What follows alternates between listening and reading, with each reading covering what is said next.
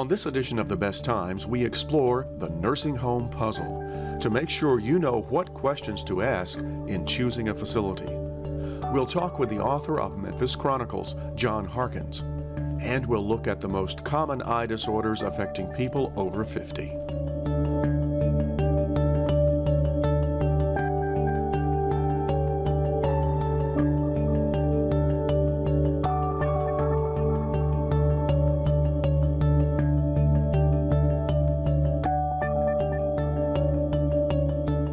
Funding for The Best Times is provided by. Since 1988, the H.W. Durham Foundation has been focused on aging issues, providing grants to programs like The Best Times to enrich and improve the quality of life for our older citizens. The Best Times is the only monthly news magazine exclusively for the age 50-plus reader. Your copy is free at over 200 locations, with important stories and news you don't want to miss. The Best Times is always the best. Trezevant, a life care community, a celebration of life. The responsible decision for your well-being now and in the long term. And being responsible has never been such a hoot. TrezevantManor.org.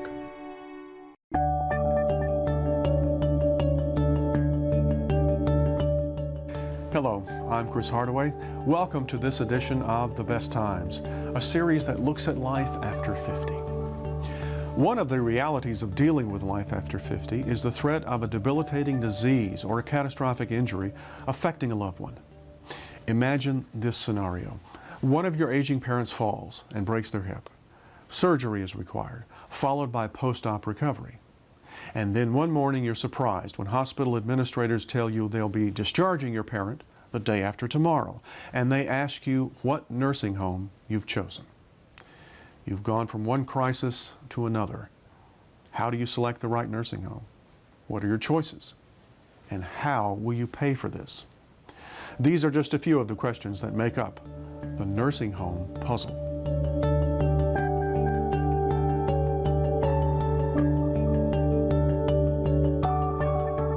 This kind of, because she tried to open her eyes a few minutes ago.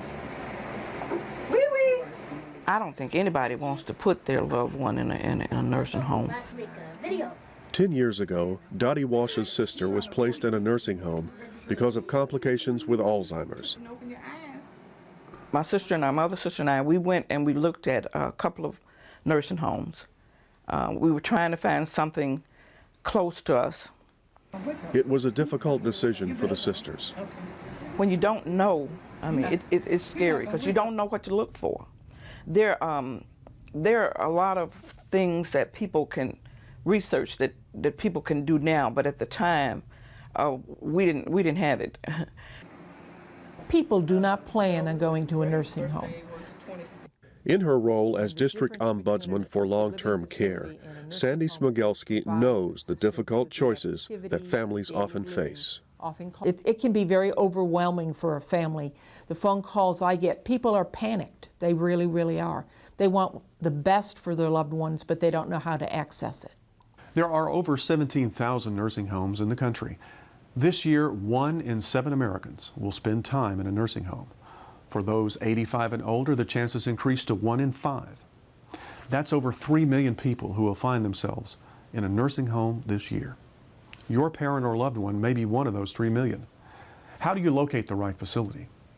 Your first stop should be the Nursing Home Compare pages at Medicare.gov, a segment of their website dedicated to answering consumers' questions and providing a rating system for nursing homes. The 5-star rating is made up of survey results, inspection reports, that's a third, staffing's the third, and then the quality standards are another third. It's user-friendly, and folks have told me that they found it really helpful. A quick review of nursing homes in Shelby County reveals some sobering facts. Of the 32 nursing homes listed, only 4 received 5 stars. 10 facilities rated only 1 star. The average rating of the 322 nursing homes in Tennessee ranks the state at 47th in the nation for quality of care. Serious deficiencies that you would find, for instance, on the Medicare website. They often put the serious ones in red so they stand out if a home has difficult problems. But yes, I think one of our best kept secrets is that we do have good nursing homes. We never hear about them. We hear about the horrors all the time. And don't get me wrong, we have nursing homes probably shouldn't be operating that need to be closed, but we also have good homes. And we have a whole bunch that fall somewhere in between. The Nursing Home Compare website has been in operation since December of 2008. The individual ratings are constantly changing with each nursing home inspection. But sadly, Tennessee consistently ranks at the bottom for overall quality of care. Nevertheless, the website can be a valuable tool to rate and compare facilities. Interpreting the ratings, though, can be more art than science. But one factor that does stand out are the staffing levels. You can tell right away that staffing plays a major factor. Someone might have 3-star general, but overall 1-star staffing. And the better homes, if you're going to have 5 stars, you're going to have a 3 or above in that staffing. You know, it wasn't so many years ago that if we had a 2.20 staffing ratio, it was considered adequate. And that's still a benchmark now. As a matter of fact, the regulation is 2.0. And when I say 2.0, that refers to the hours given per patient per day. But most of our homes around the state now have about a 2.75 or plus ratio. Our company, we strive for 2.90.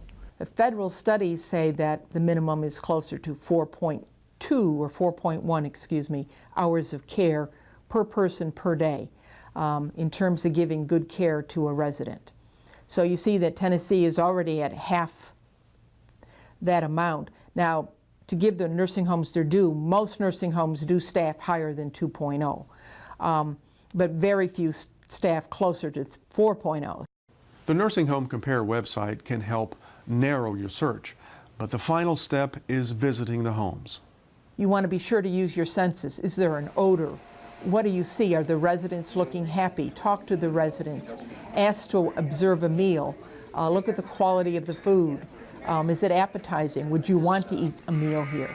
There's just a lot of indicators you can tell by being in the building whether you think, yeah, this would be a good fit for our family. But there is one overriding factor that may impact your choices. Because your choices truly are limited.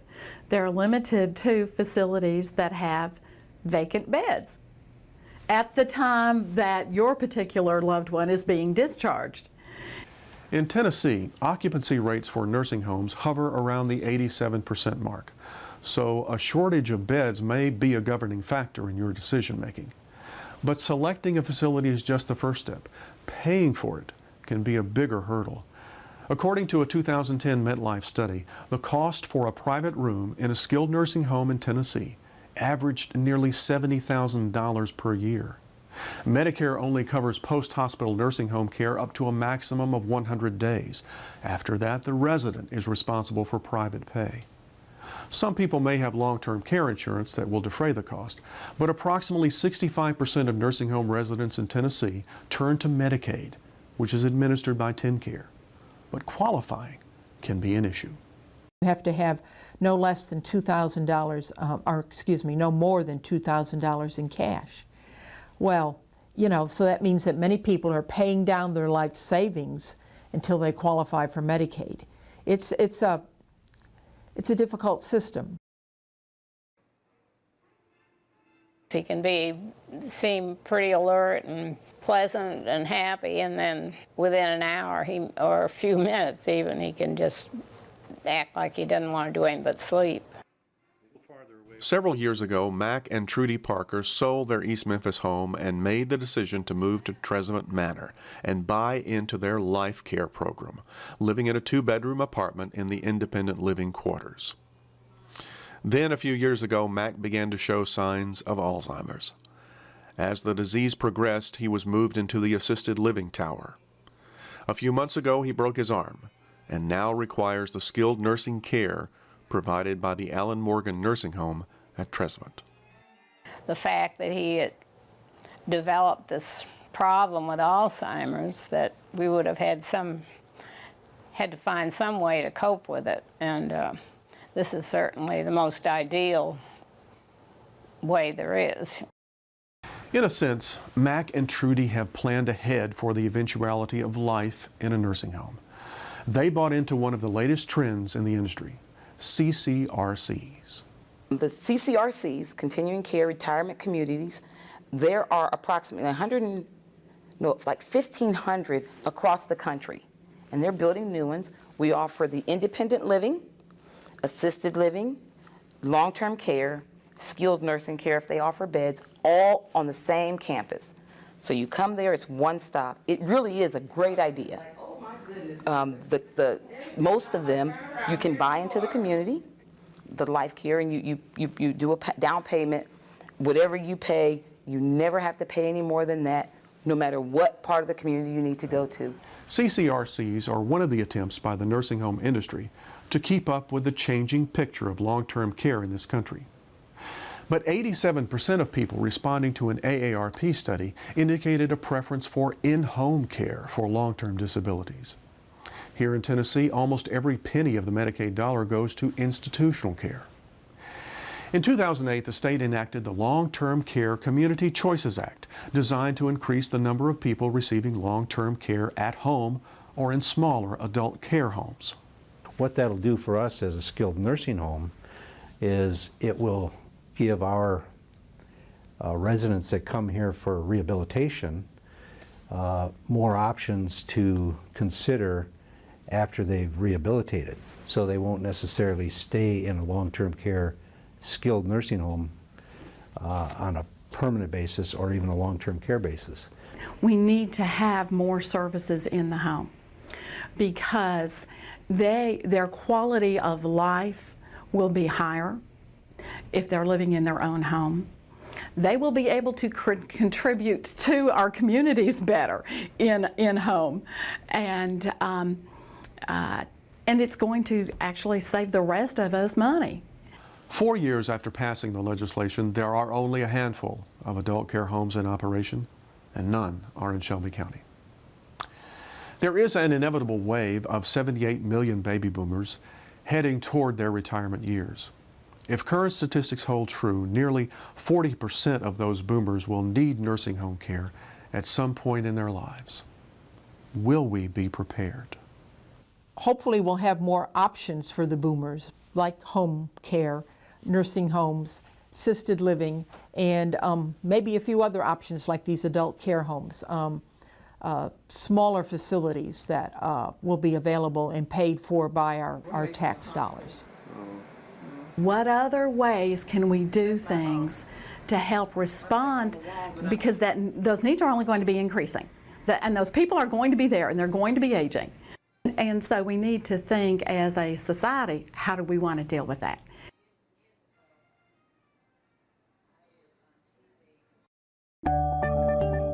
The Medicare.gov website has a wealth of information on nursing homes, including the Nursing Home Compare tool. You can also view and download the Guide to Choosing a Nursing Home booklet, which includes a handy nursing home checklist to help you ask the right questions when you visit a nursing home.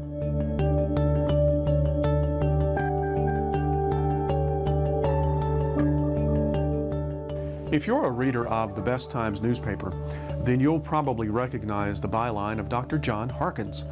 He writes the Best in Memphis History column for the paper, and he's compiled selected articles from 5 years' worth of his columns into a volume entitled Memphis Chronicles. It offers fascinating tidbits of Memphis history, served up in a very entertaining fashion by a man whose love for history began when he was just 10 years old. Let's meet Dr. John Harkins. I've been a history freak since we started having it as a separate course in the 5th grade at Blessed Sacrament in the 1940s. It's hard to engage with Memphis history. It just seemed to me like we needed an explanation for why you can't find local history here without, a guide dog of some sort. And so that's sort of what I got involved in doing, was trying to find ways to bring people to our area's history, which I think is very rich. There's an awful lot of very interesting stuff here. You could spend a lifetime on E.H. Crump people who are, idealistic and reform-minded look for the problems associated with the Crump machine, and people who think that taxes were low, services were good, they tend to find ways to apologize for the evils that did exist in the regime. Power is difficult to handle, and almost anybody who has it beyond challenge tends to take it for granted and in many instances to abuse it. The Crump era was a major part of Memphis history, but Dr. Harkins enjoys discovering the smaller stories that often personalize the history of our city. One of his favorite stories regards the Mackerel Brigades, gangs of youth that terrorized Memphis in the 1860s and 70s. A bunch of kids start coming in on steamboats, mainly from St. Louis and points north, and there were already ragamuffin kids living by their wits. And for the first few weeks, as these kids came in, because there was opportunity here under federal occupation, there was sort of conflict between the locals and the newcomers. And then a guy named Tom Porter brought them together under his leadership, and he was the driving force behind them for at least 3 or 4 years. And he got hauled in one time, and rather than go back to prison, he made a break for it from the station house. And they shot him down, and the local newspaper praised him for shooting. I think he was about 19 by then, for shooting this guy down while trying to escape. After Porter's death, Jake Ackerman became the leader of the Mackerels. He, too, met with a violent death, murdered by his wife. She had turned him in for wife beating, and he had come to court, and she was there to be a witness. And she just pulled out a revolver and emptied it into him right in the courtroom. And I think she got something like 5 years, and most of that she got suspended. One of the more colorful characters in Memphis history dates back to the earliest settlements in the area, long before the city was established. It could be argued that Patty Marr was the first Memphian, founding 2 of the earliest businesses in the area. He had a store, and he sold goods to travelers going mainly down, but up and down river, and he had a tavern. And initially it was just called Patty Marr's Ordinary. An ordinary house was a tavern in the parlance of the day. And later on he built the Bell Tavern, which was a landmark here for generations, and finally was torn down, I think, sometime after World War I. But he was a colorful figure, was written about by people in the 19th century. And there's a little episode where his dogs attack a bear that was coming through town, and the bear just rips him to shreds, and the narrator was glad of that because he had big eyes for Patty Marr's daughter, and the dogs were allowed to run loose to keep ambitious swains away. The German writer and critic Friedrich von Schlegel said, "The historian is a prophet looking backwards." Dr. Harkins admits to occasionally viewing history through rose-colored glasses, but he is invigorated by the opportunity to present history in an entertaining fashion. I get excited about it, and I think that if we don't have some sense of where we've been, we've got no chance at all of solving the problems that we have now.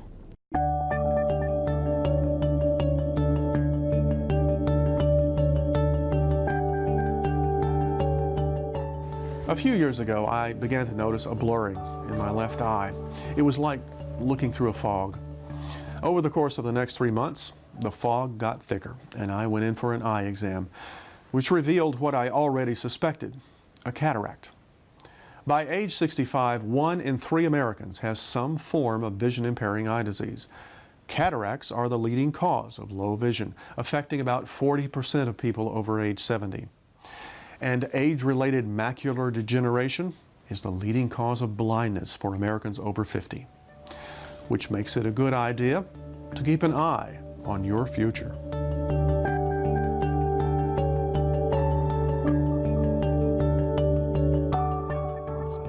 Dr. Chris Liebens is the Chief of Staff of the Southern College of Optometry. He identifies the 3 most common eye disorders for older patients: macular degeneration, glaucoma, and cataracts. Cataracts is the most common. You would pretty much predict everyone past the age of 55 is going to have some form of cataract. A cataract affects the lens of the eye. A cloud forms over the lens, resulting in vision that is blurry, like looking through a fog or haze. Symptoms that are easy to detect. Reduced vision at any time of day, particularly end of day and dusk. So twilight hours and evening hours, poor night vision, and during the day hours, problems with glare. For severe cases of cataracts, there is a remedy: replacement lenses. Cataract surgery is performed on over 3 million people each year, with a success rate of over 90%.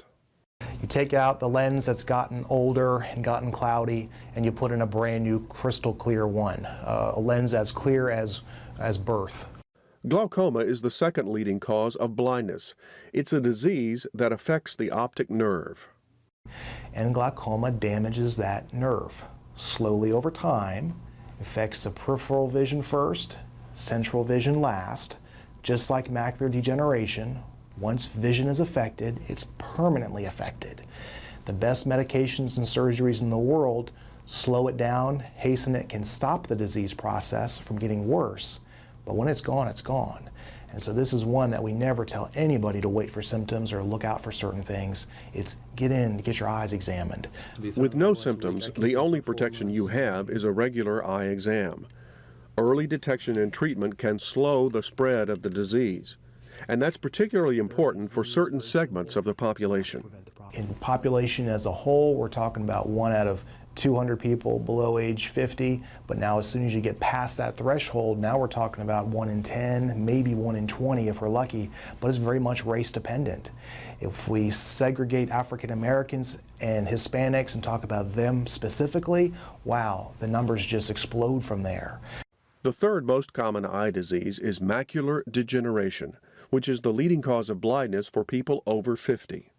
The macula, the first word in macular degeneration, is the portion of the eye that we get 20/20 vision out of. It's straight in the center of the back of the eye, straight on vision.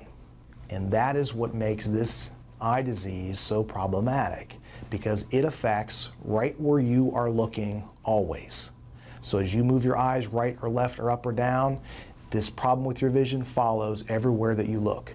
So if you imagine trying to look at somebody eye to eye, but you can't see their face, you can see to the right of them, to the left of them, above them and below them, but you can't see what you're looking at. And that's what's so bad about this disease. The causes of macular degeneration are primarily genetic, although diet and lifestyle can play a role. Like glaucoma, macular degeneration has no cure. Unfortunately, when it comes to macular degeneration, we will talk about slowing down the worsening, but once the damage is done, it's done permanently. And so regular eye exams to look for signs of macular degeneration far before someone may have a symptom are of critical importance, because once the symptom's there, that vision is going to be like that forever, unlike the cataracts that we talked about, where vision gets bad, cataract procedure takes place, now the vision's great again. Not so with macular degeneration. New treatments for glaucoma and macular degeneration are being researched, and Dr. Liebens is optimistic about a future cure. And so yes, there's a very good chance within most of our lifetimes there could very well be a cure for both of these. Until cures are discovered, the best protection for your eyes is an annual eye exam that can spot any of these common eye diseases early. If you'd like more information about your vision, go to the website of the National Eye Institute.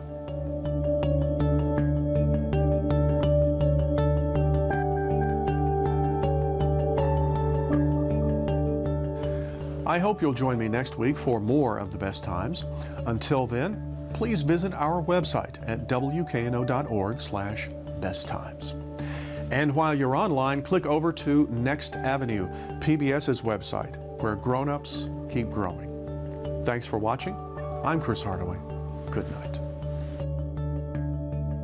Funding for the Best Times is provided by Trezevant, a life care community, a celebration of life. The responsible decision for your well-being now and in the long term. And being responsible has never been such a hoot. TrezevantManor.org.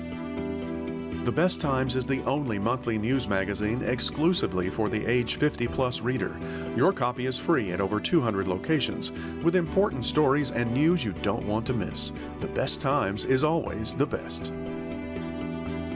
Since 1988, the H.W. Durham Foundation has been focused on aging issues, providing grants to programs like The Best Times to enrich and improve the quality of life for our older citizens.